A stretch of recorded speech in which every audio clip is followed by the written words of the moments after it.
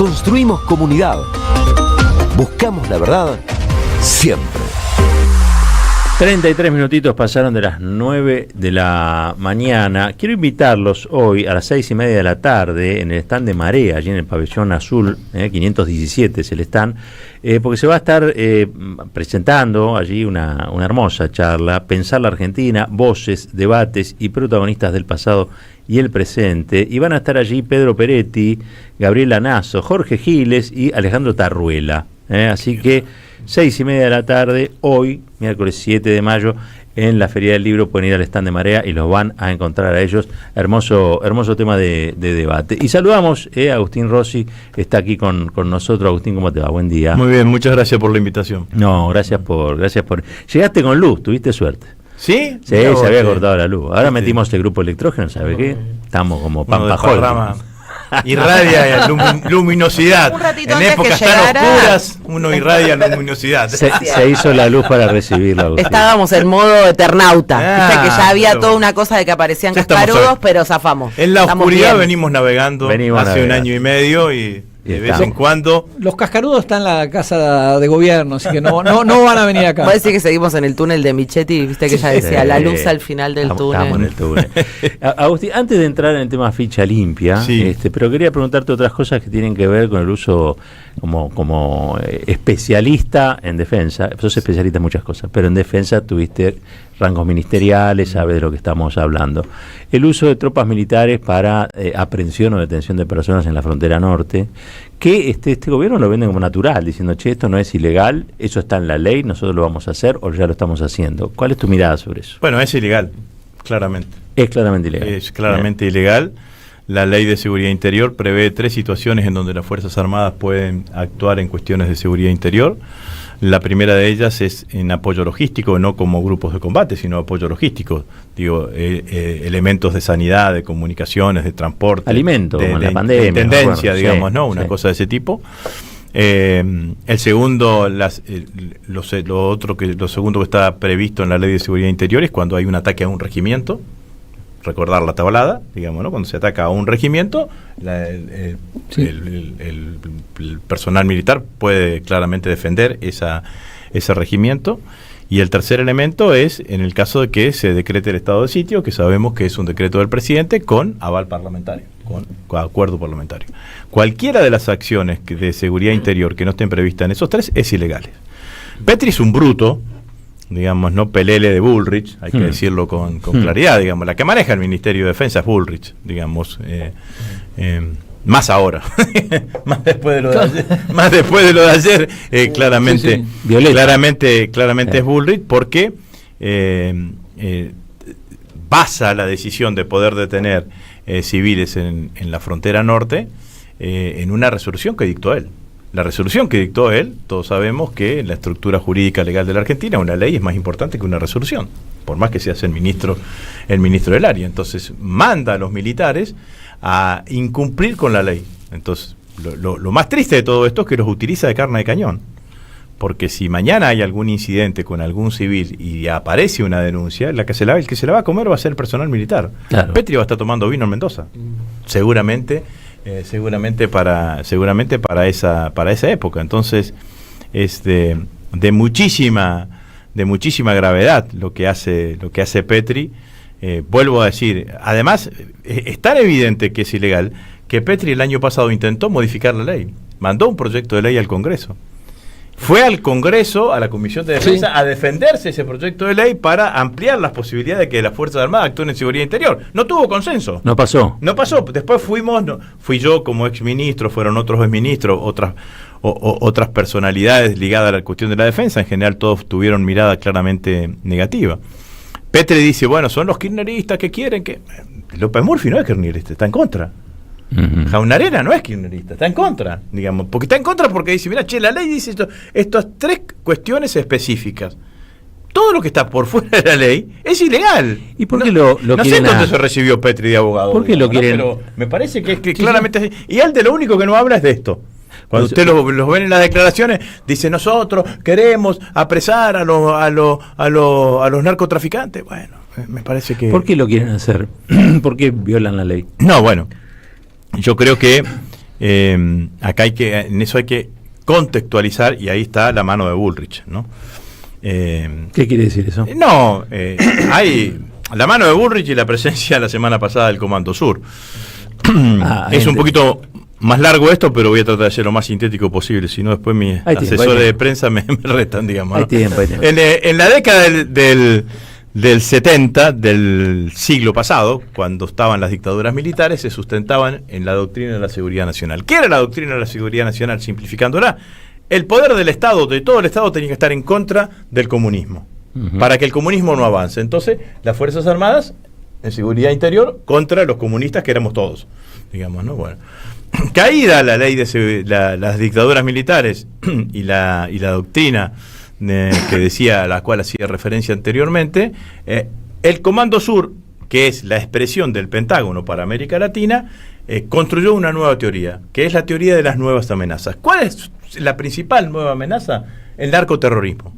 Entonces, ¿qué significa? Que hay que poner todo el Estado en contra del terrorismo, narcoterrorismo. Bueno, entonces, en realidad uno se preguntaría si las Fuerzas Armadas las ponemos como policía de seguridad bis, como policías o fuerzas de seguridad bis, ¿quién se encarga de la defensa? Bueno, el Chapulín Colorado, digamos, ¿no? Que son ellos en los Estados Unidos. Dice, estoy acá yo para garantizar la seguridad continental. Entonces, el que te revisa y te hace vigilancia en el estrecho, en la desembocadura del estrecho Magallanes, es un buque norteamericano, y así sucesivamente. Esta es la estrategia. Ese es el plan de Bullrich.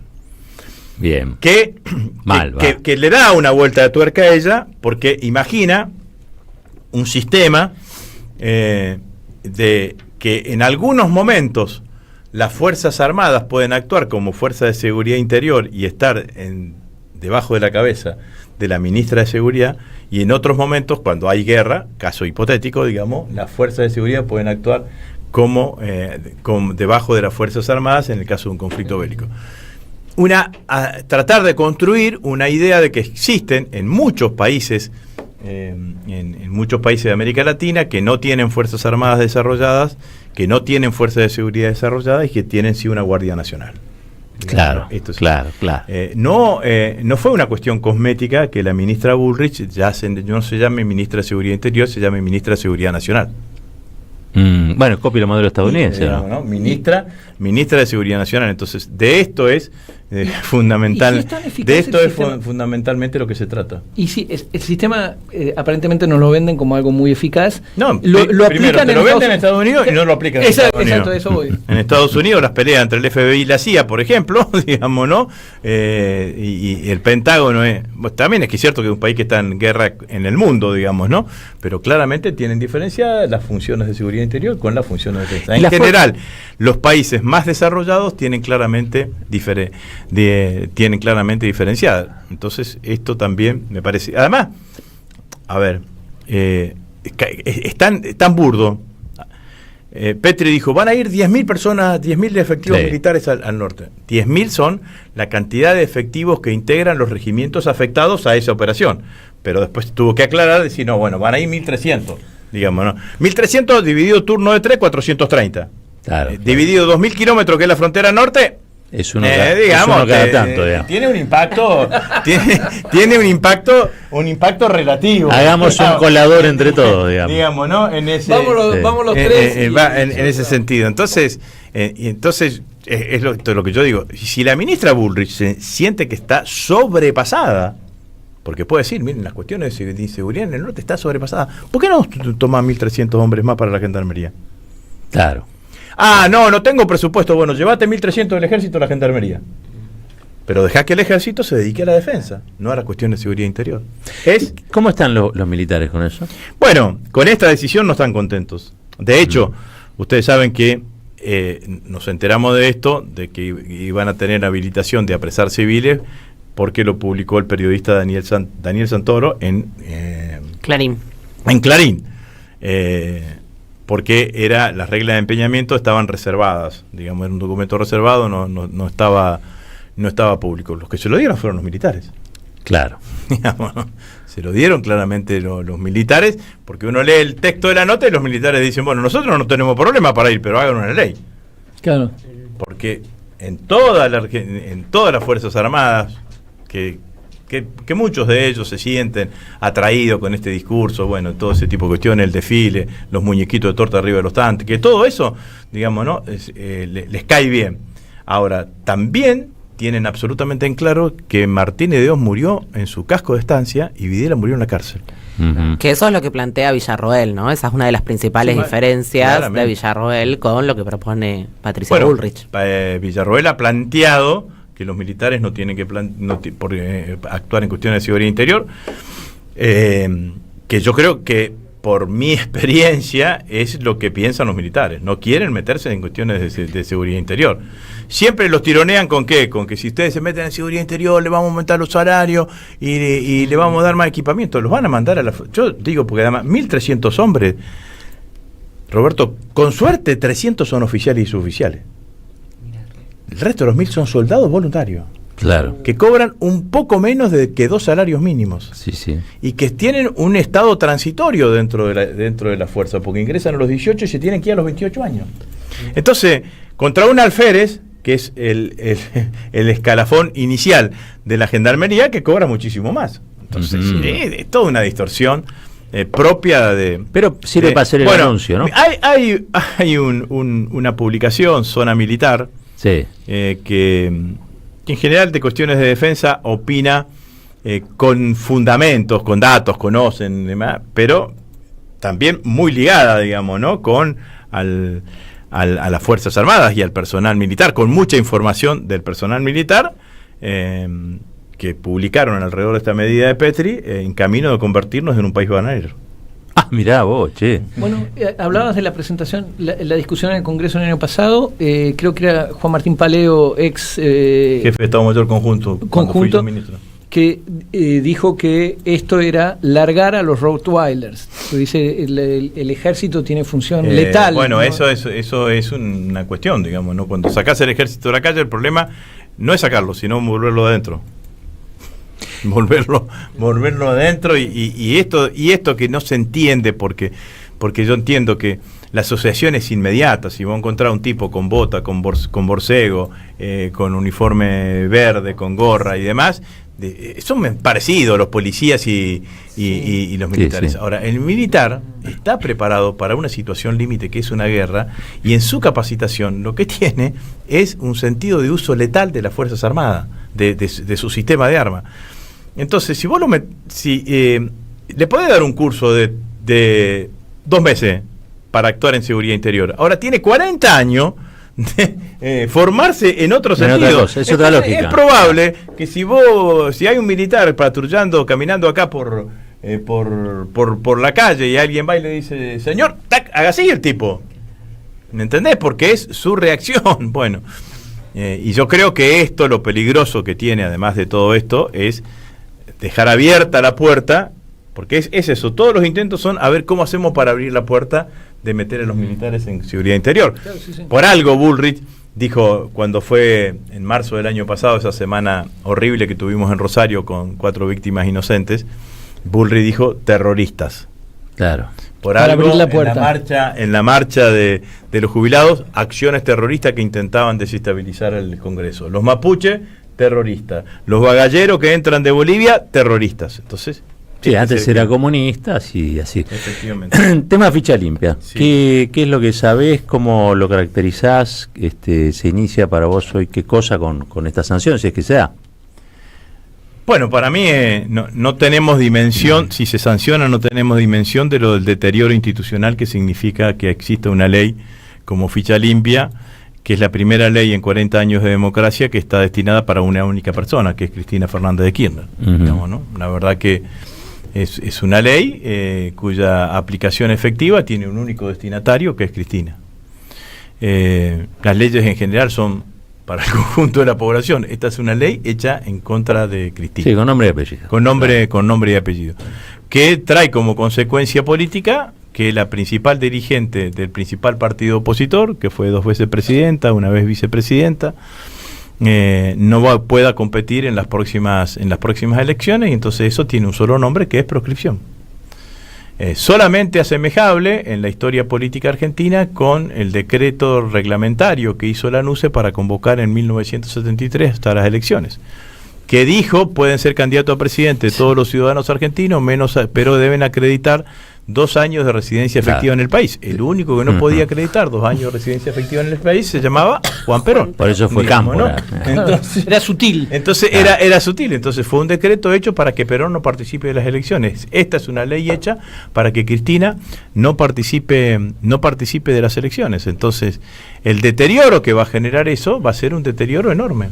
Va a ser un deterioro enorme y va a aumentar la tensión institucional en la Argentina, porque al otro día que nosotros ganemos las elecciones presidenciales, digamos, ¿no? Porque cualquier cosa que querramos hacer la van a intentar vetar, vamos a modificar esta ley para que Cristina, como otros, puedan ser candidatos si así lo quisiesen y si así el pueblo lo desea, digamos, ¿no? Entonces genera una situación de tensión institucional, a mi criterio, que todavía no tenemos dimensión. El deterioro que le genera al sistema, a la democracia argentina, es altísimo. Porque está claro que es para contra ella. Además, muchachos,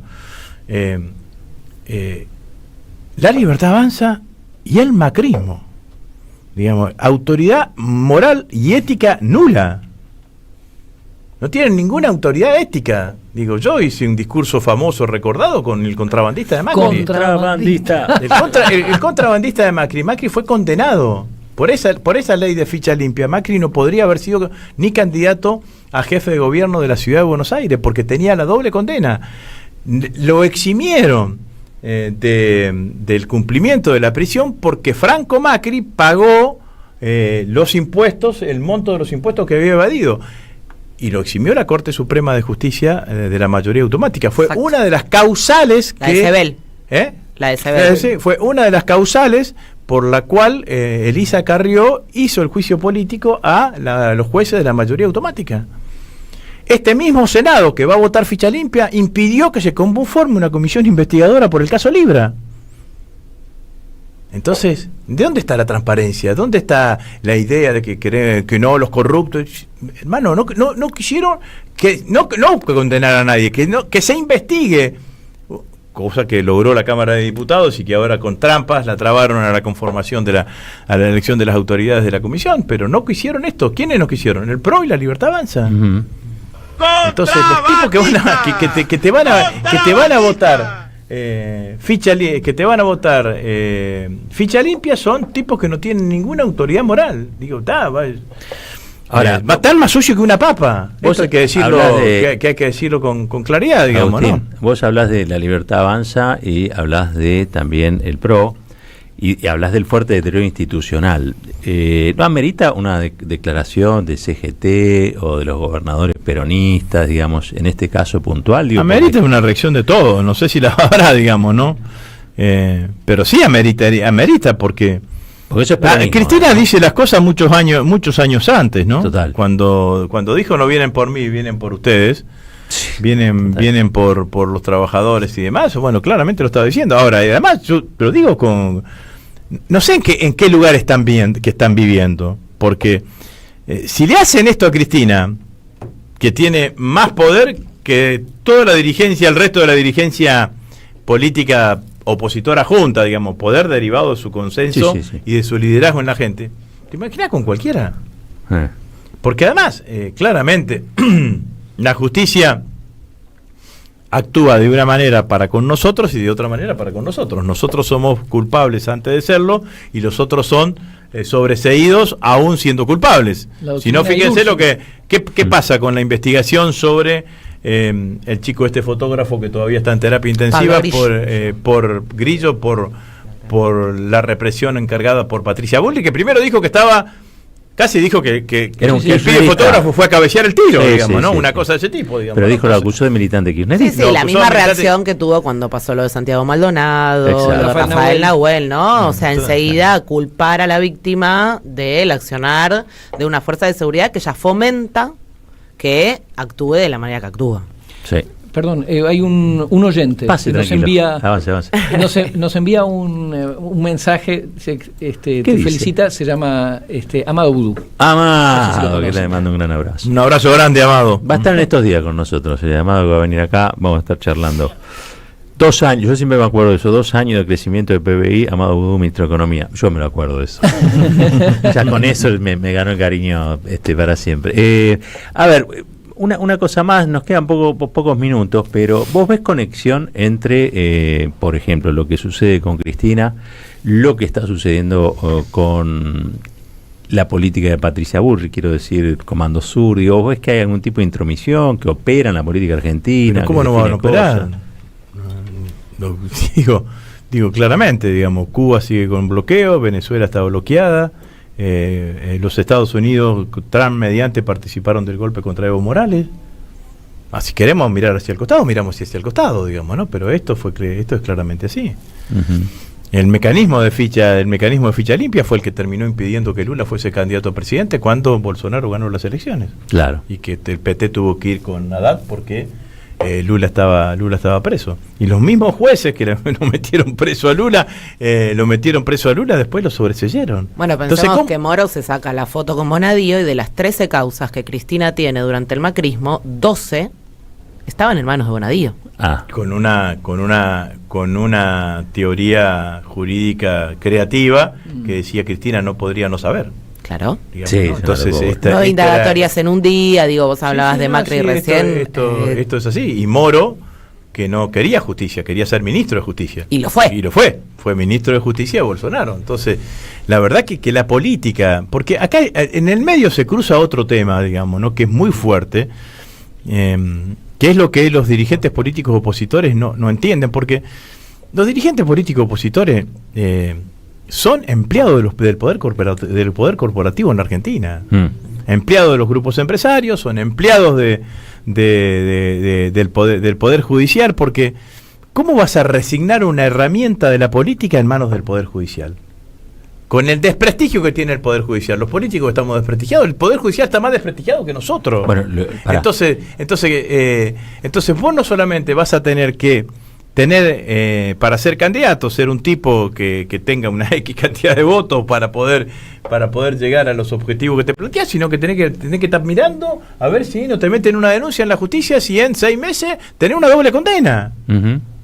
Entonces es una locura lo que están haciendo. Ahora, claramente, eso que yo en algún momento, hace muchos años, especifiqué que el clivaje principal de la democracia argentina era política versus corporaciones, el problema que tenemos es que tenemos partidos políticos opositores que no intermedian su relación con las corporaciones, sino que son los que reclaman linealmente la representan. Linealmente la representación del poder corporativo en la Argentina. Entonces es muy difícil así. Es muy difícil los acuerdos políticos, es muy difícil los consensos políticos, porque los tipos, mañana Mañeto dice tal cosa y salen corriendo, el agro dice tal cosa y sale corriendo, bueno, la justicia dice tal cosa, bueno, entonces es muy difícil así. Este es el problema que tenemos en la política argentina. Cuando dicen, Milei, porque echándole la culpa a nosotros los opositores, ¿no?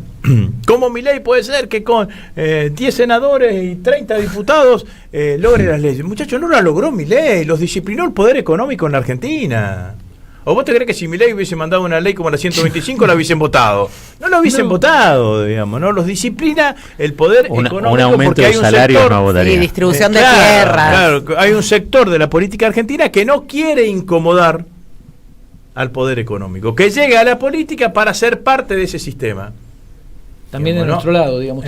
También de nuestro lado, digamos. Bueno, sí, nosotros hemos tenido, pero también hemos tenido, que lo digan nosotros, digamos, hemos tenido, digamos, las persecuciones a Cristina es por lo que hizo, no por lo que no hizo. Por lo que hizo bien, no por lo que en todo caso hizo lo que hizo mal. Lo que no le perdonan es el 51% de los del PBI repartido en los trabajadores, digamos, eso es lo que no le perdonan. Entonces, esto es así. El otro día leía un informe de Alfredo Serrano Mancilla, que lo deben haber visto, digamos, ¿no? El 20% sobre el cuarto trimestre del año pasado, en base al INDEC y a la EPH, la encuesta permanente de Veré. El 20% de los argentinos solamente gana arriba de 700.000 pesos.